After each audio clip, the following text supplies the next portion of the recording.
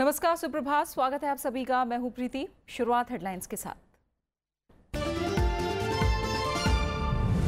उपराष्ट्रपति चुनाव के लिए नामांकन का आखिरी दिन आज। एनडीए के उम्मीदवार एम वेंकैया नायडू और विपक्षी उम्मीदवार गोपाल कृष्ण गांधी आज भरेंगे पर्चा।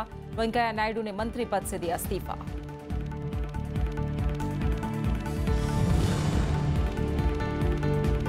राष्ट्रपति चुनाव में करीब 99% वोटिंग। रामनाथ कोविंद की जीत को लेकर बीजेपी आश्वस्त। मीरा कुमार ने बताया, विचारधारा की लड़ाई, 20 जुलाई को मतगणना।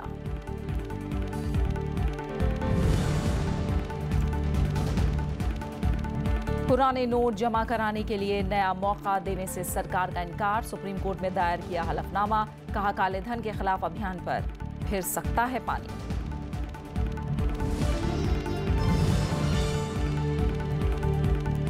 जीएम सरसों के व्यावसायिक इस्तेमाल पर अब तक नीतिगत फैसला नहीं। केंद्र का सुप्रीम कोर्ट में जवाब, 10 साल तक रोक लगाने की मांग।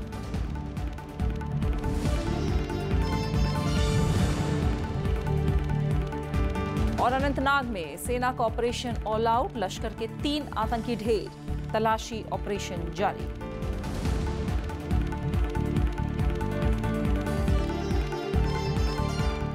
देश के दूसरे सबसे बड़े संवैधानिक पद उपराष्ट्रपति के लिए 5 अगस्त को चुनाव होने हैं। एनडीए और विपक्ष की तरफ से उम्मीदवारों के नामों का ऐलान हो चुका है। दोनों ही उम्मीदवार आज अपना अपना नामांकन दाखिल करेंगे।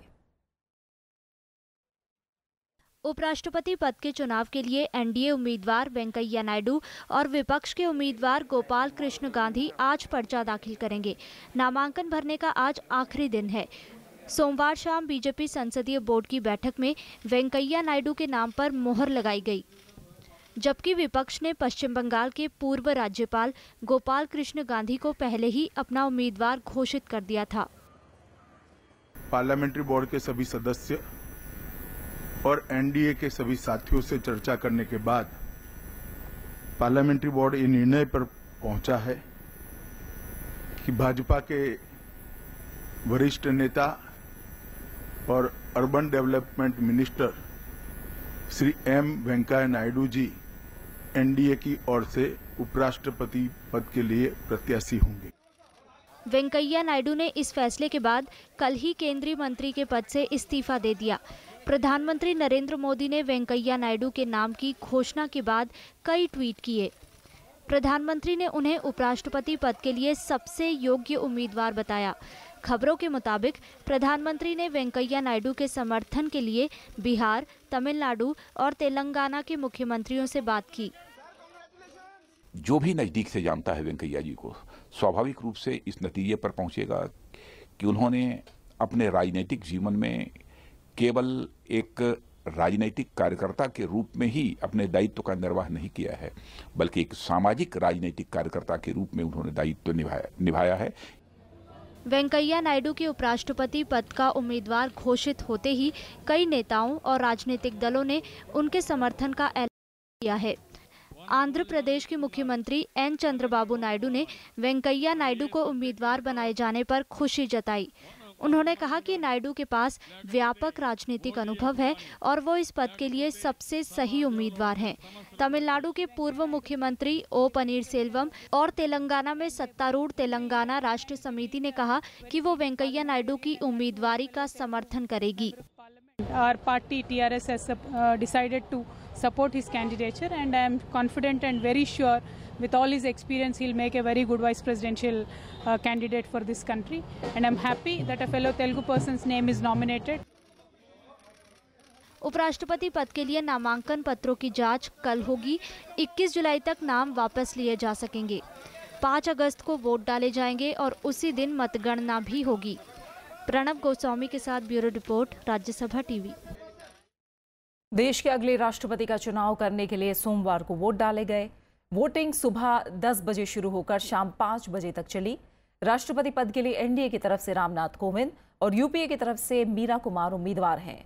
चुनाव के निर्वाचन अधिकारी अनूप मिश्रा ने बताया कि करीब 99% वोटिंग हुई। वोटों की गिनती 20 जुलाई को दिल्ली में होगी और इसी दिन परिणाम भी आएगा।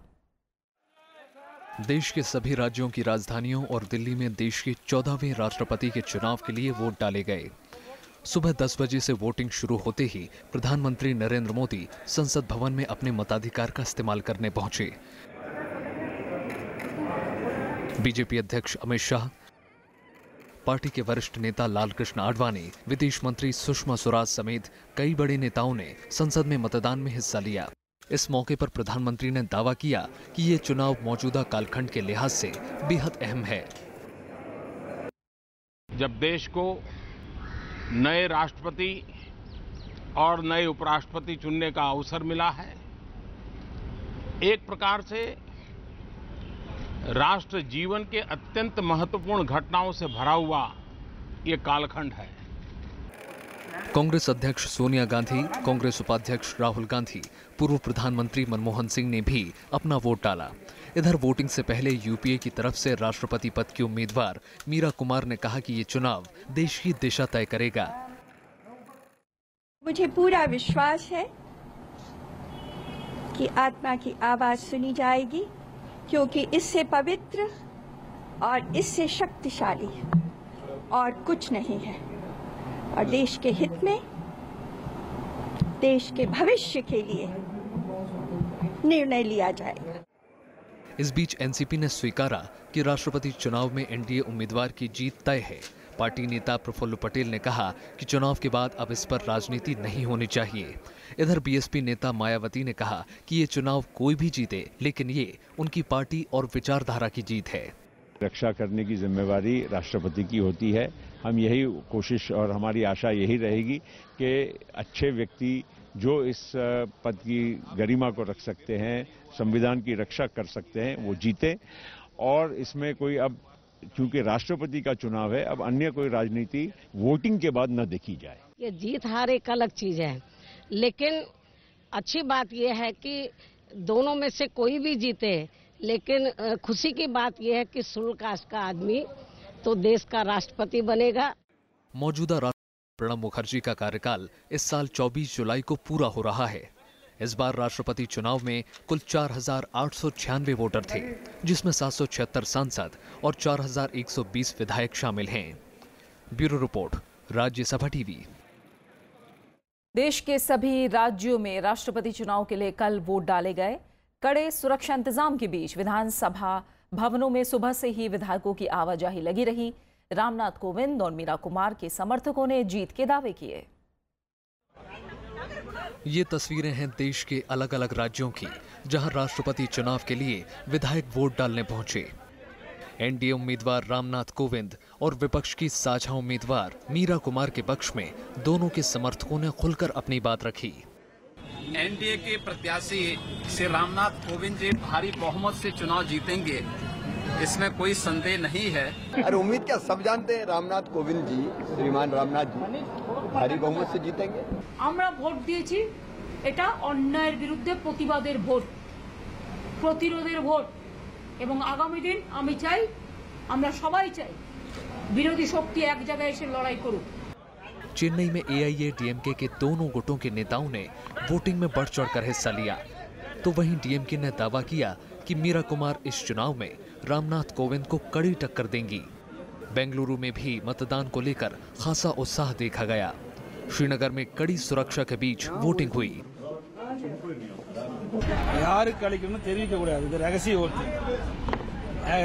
இந்திய குடியரசுத் தலைவர் தேர்தலில் வாக்களிச்சுட்டு வந்திருக்கேன். இதுதான் நான் வந்து சொல்றேன், இது யாருக்குன்னு சொல்லக்கூடாது, இது ரகசிய வாக்கு.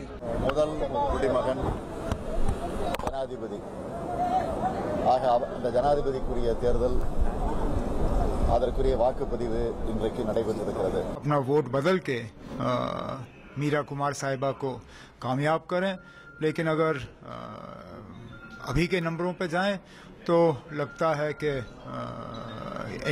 एनडीए को जो है इस इलेक्शन में एडवांटेज है। गुवाहाटी, जयपुर, भुवनेश्वर और लखनऊ समेत देश के सभी कोने से ऐसी ही तस्वीरें देखने को मिली। कई राज्यों में दोनों गुटों ने दावा किया कि उनके पक्ष में दूसरी पार्टियों ने क्रॉस वोटिंग की है। Bureau report, Rajya Sabha TV. संसद का मॉनसून सत्र सोमवार से शुरू हो गया। पहले दिन दिवंगत सांसदों और पूर्व सांसदों को श्रद्धांजलि देने के बाद कार्यवाही दिन भर के लिए स्थगित हो गई। प्रधानमंत्री ने सभी दलों से सहयोग की अपील की तो विपक्ष ने आक्रामक तेवर दिखाए। सोमवार को सदन की कार्यवाही पूर्व पर्यावरण मंत्री और राज्यसभा सांसद अनिल माधव दवे को श्रद्धांजलि देने से शुरू हुई। सभापति मोहम्मद हामिद अंसारी ने कहा कि दवे हमेशा पर्यावरण को बचाने के लिए काम करते रहे। सदस्यों ने कांग्रेस सांसद पी गोवर्धन रेड्डी को भी श्रद्धांजलि दी। पूर्व सांसदों में अखिलेश दासगुप्ता, दसारी नारायण राव, PN सुकुल, ईरा सेजियन, C नारायण राव और UK लक्ष्मण गौड़ा को भी याद किया गया। We deeply mourn the passing away of Dr. Akhilesh Das Gupta, Shri Anil Madhav Dave, Shri PN Sukul, Dr. Desari Narayana Rao, Shri Era Sezian, Shri Palvai Govardhan Reddy, Dr. C Narayan Reddy and Shri UK Lakshmana Gowda। Rajya Sabha में भारी बारिश और बाढ़ में जान गंवाने वालों को भी श्रद्धांजलि दी गई और अमरनाथ यात्रियों पर आतंकी हमले की निंदा की गई। लोकसभा की कार्यवाही शुरू होने पर निर्वाचित सांसद फारूक अब्दुल्ला और PK कुन्हाली कुट्टी ने शपथ ली। इसके बाद दिवंगत सांसद विनोद खन्ना और पूर्व पर्यावरण मंत्री अनिल माधव दवे के साथ पूर्व सांसद सूबेदार प्रसाद सिंह, ईरा सेजियन, अजीत कुमार साहा और नारायण सिंह चौधरी को श्रद्धांजलि दी गई। लोकसभा में भी अमरनाथ यात्रियों पर आतंकी हमले में जान गंवाने वालों को श्रद्धांजलि दी गई। सभा इस कायरतापूर्ण आतंकवादी हमले की निंदा करती है और इस घृणित हमले के पीड़ित शोक संतप्त परिवारों के प्रति गहरी संवेदना व्यक्त करती है। प्रधानमंत्री नरेंद्र मोदी ने सभी दलों से सहयोग मांगा कि सभी राजनीतिक दल, सभी माननीय सांसदगण राष्ट्र हित के महत्वपूर्ण फैसले लेकर के उत्तम स्तर की चर्चा करके हर विचार में वैल्यू एडिशन करने का प्रयास, हर व्यवस्था में वैल्यू एडिशन का प्रयास हम सब मिलकर के करेंगे। विपक्षी दलों के नेताओं ने भी बैठक कर सरकार को घेरने की रणनीति पर चर्चा की। विपक्ष कृषि संकट, किसानों की आत्महत्या, GST, नोटबंदी समेत तमाम मुद्दों को सत्र के दौरान उठाने की तैयारी में है। कि अंदरूनी सुरक्षा जो है आज के देश के अंदर बहुत बड़ी पैमाने पर उसके अंदर गिरावट है।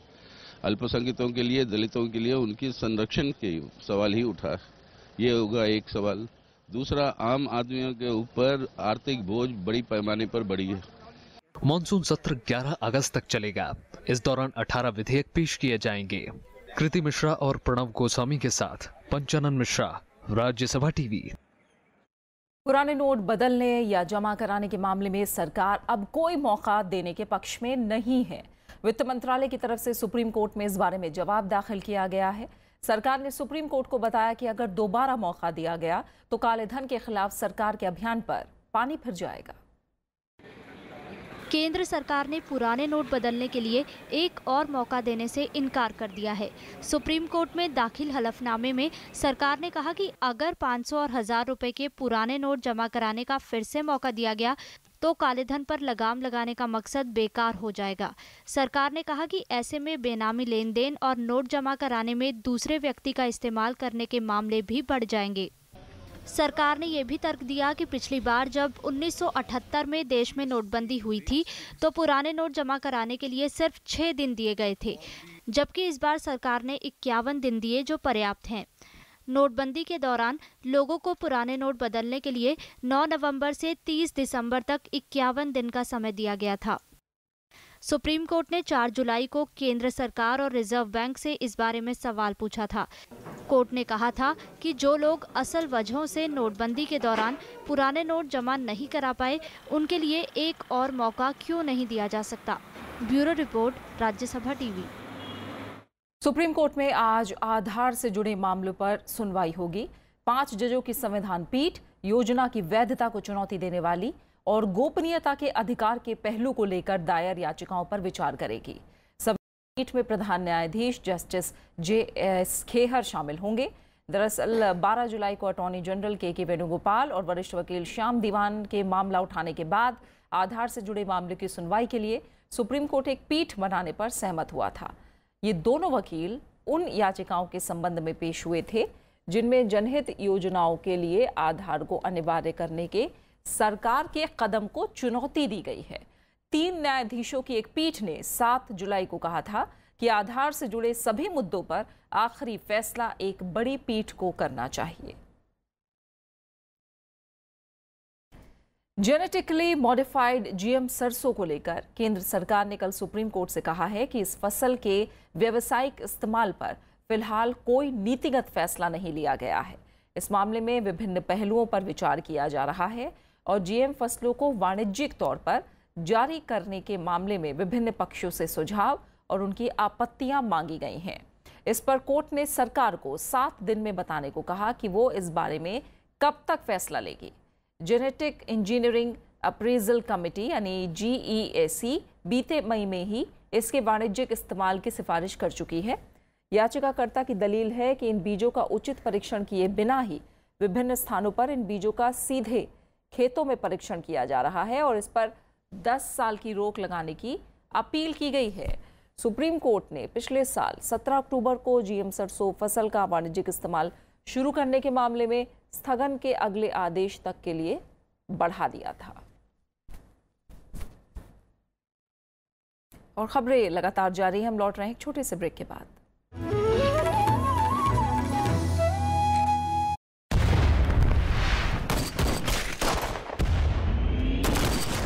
इस बार कहानी लेकर आ रहा हूं ऐसे 3 जाबाज सिपाहियों जिनकी बंदूकों और सवालों ने अंग्रेजी हुकूमत की नींव हिला दी। हिंदुस्तान और अंग्रेजों के बीच एक धागा था, वो टूट गया। The safety, honor and welfare of your country comes first. लेकिन जब नजर साफ हुई तो मेरी समझ में आ गया, आजादी के लिए लड़ने वाली अगर कोई फौज है तो उसका नाम है आजाद हिंद फौज। देखिए मेरी नई फिल्म राग देश।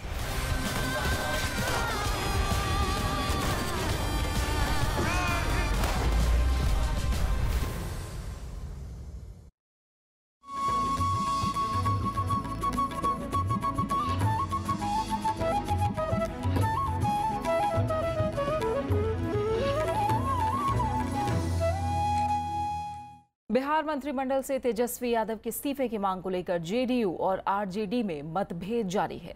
जेडीयू चाहती है कि तेजस्वी यादव इस्तीफा दे, लेकिन आरजेडी इसके लिए तैयार नहीं है। पर्दे के पीछे तमाम सियासी कोशिशों के बावजूद इस मसले का अब तक समाधान नहीं निकला है। सार्वजनिक मंचों में भी दोनों दलों के नेता दूरी बनाए हुए हैं। बीजेपी का कहना है कि अगर तेजस्वी यादव के इस्तीफा नहीं देते तो उन्हें मंत्रिमंडल से हटा देना चाहिए। इस बीच तेजस्वी यादव का कहना है कि उनके इस्तीफे की मांग की खबर सिर्फ मीडिया में है। आपके इस्तीफे को लेकर जो लगातार मीडिया है। नीतीश कुमार ने पहले ही से एक माप कीर्तिमान स्थापित किया और हम समझते हैं कि देर सवेर सारी चीजें आसानी से और आपस में सहमति से तय हुई। राजनीति कहता है कि इस्तीफा दे देना चाहिए और तब तो मैटर सलटेगा, नहीं तो थोड़ा और क्रैक बढ़ते जाएगा, खाई बढ़ती जाएगी दोनों पार्टी में। अलग गोरखालैंड की मांग को लेकर दार्जिलिंग बंद का आज 34वां दिन है।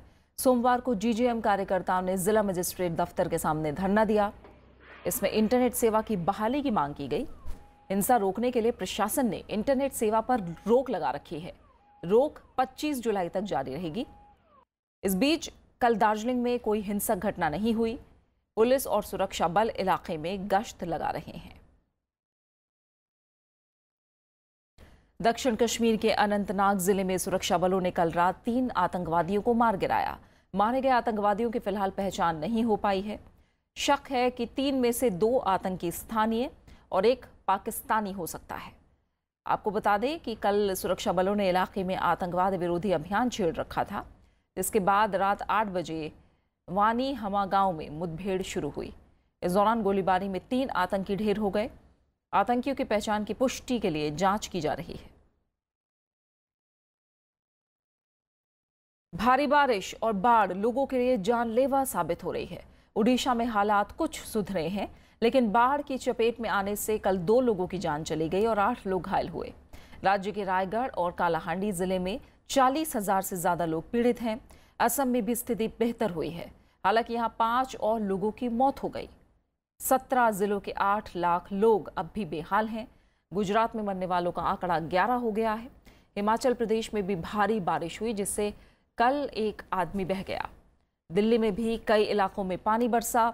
मौसम विभाग ने कई राज्यों में आने वाले दिनों में भी भारी बारिश की आशंका जताई है, जिससे बाढ़ पीड़ित इलाकों की मुश्किलें और बढ़ सकती हैं।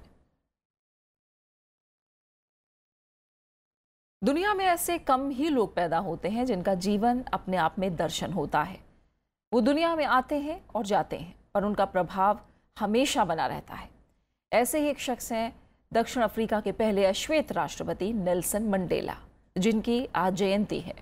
मदीबा के नाम से मशहूर नेल्सन मंडेला को रंगभेद के खिलाफ ताउम्र संघर्ष करने के लिए 1993 में नोबेल शांति पुरस्कार दिया गया। 1994 में वो दक्षिण अफ्रीका के पहले अश्वेत राष्ट्रपति चुने गए और अपने वादे के मुताबिक 1999 में उन्होंने राजनीति से संन्यास ले लिया। इसके बाद भी वो रंग भेद के खिलाफ काम करते रहे। जोहान्सबर्ग में 5 दिसंबर 2013 को उनका निधन हुआ।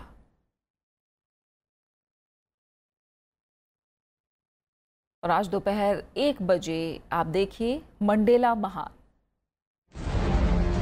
नेल्सन मंडेला की बदौलत दक्षिण अफ्रीका की तकदीर बदल गई।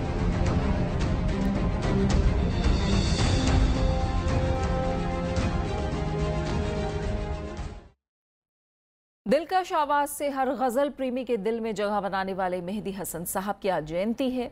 उनका जन्म 18 जुलाई 1927 को राजस्थान के झुंझुनू जिले के लूना गांव में हुआ था, लेकिन विभाजन के बाद मेहदी हसन पाकिस्तान चले गए और वहां उन्होंने गायकी का सफर जारी रखा। मेहदी हसन को गायन विरासत में मिला। जिंदगी एक सफर है, अर्ज़ नियाज और होश हस्ती आज भी गजल प्रेमियों के दिलों पर छाई हुई है। इसके अलावा उन्होंने रफ्ता रफ्ता और शोला था, जल बुझा हूं जैसी बेहतरीन गजलों को अपनी आवाज दी। 13 जून 2012 को मेहदी हसन साहब इस दुनिया से रुखसत हो गए। हिंदी फिल्मों के पहले सुपरस्टार राजेश खन्ना की आज पुण्यतिथि है। राजेश खन्ना एक ऐसे कलाकार थे जिन्होंने अपने अभिनय से जनता का ही नहीं बल्कि आलोचकों का भी दिल जीता। 29 दिसंबर 1942 को अमृतसर में पैदा हुए राजेश खन्ना ने 18 जुलाई 2012 को दुनिया को अलविदा कहा। आइए याद करते हैं राजेश खन्ना को। ये शाम मस्तानी मदहोश किए जा। राजेश खन्ना के इस सदाबहार स्टाइल और अंदाज के पीछे एक मंझा कलाकार छिपा था। फिल्म नौकर, इत्तेफाक, अमर प्रेम और आनंद जैसी फिल्मों में उन्होंने लीग से हटकर रोल किए और जनता के दिलों में जगह बनाई। काका की कामयाबी का दौर 1969 से 1971 के बीच रहा। उनकी एक के बाद एक करीब 15 फिल्में सुपरहिट रहीं। गुलाबी आंखें जो तेरी देखी, शराबी ये दिल हो गया। अपने दौर की फिल्मों में उन्होंने कई तरह के किरदार निभाए। कहीं दिल फेक आशिक, कहीं माँ बाप की इकलौती आस, कहीं जेल से भागा कैदी, तो कहीं मजदूरों के लिए लड़ता नेता। कुछ तो लोग कहेंगे लोगों का। हालांकि 80 का दशक आते आते सिनेमा का बुरा दौर शुरू हुआ तो राजेश खन्ना का सूरज भी ढलने सा लगा। लेकिन इस दौरान भी उन्होंने अवतार, आज का एमएलए राम और सौतन जैसी हिट फिल्में दी। कुछ तो लोग कहेंगे लोगों का काम है कहना, मेरे सपनों की रानी कब आएगी तू। 90 के दशक में राजेश खन्ना ने राजनीति में कदम रखा और 1992 में नई दिल्ली सीट जीतकर लोकसभा में पहुंचे। उन्होंने आ अब लौट चले और खुदाई जैसी फिल्में की। राजेश खन्ना ने जहां एक पूरी पीढ़ी को अभिनय का नया अंदाज दिया, वहीं फिल्म अंदाज में वो दर्शकों को जिंदगी का फलसफा दे गए। Bureau report, Rajya Sabha TV. और अब आखिर में हेडलाइंस पर एक नजर। उपराष्ट्रपति चुनाव के लिए नामांकन का आखिरी दिन आज। एनडीए के उम्मीदवार एम वेंकैया नायडू और विपक्ष के उम्मीदवार गोपाल कृष्ण गांधी आज भरेंगे पर्चा। वेंकैया नायडू ने मंत्री पद से दिया इस्तीफा। राष्ट्रपति चुनाव में करीब 99% वोटिंग। रामनाथ कोविंद की जीत को लेकर बीजेपी आश्वस्त। मीरा कुमार ने बताया विचारधारा की लड़ाई, 20 जुलाई को मतगणना।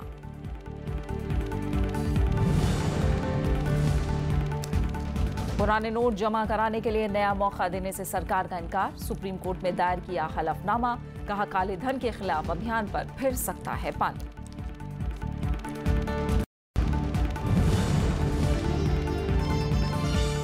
जीएम सरसों के व्यावसायिक इस्तेमाल पर अब तक नीतिगत फैसला नहीं। केंद्र का सुप्रीम कोर्ट में जवाब, 10 साल तक रोक लगाने की मांग।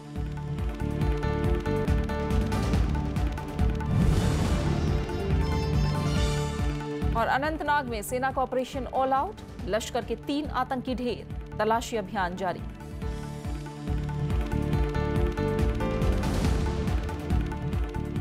और इसी के साथ फिलहाल 7 बजे की खबरों में मेरे साथ इतना ही।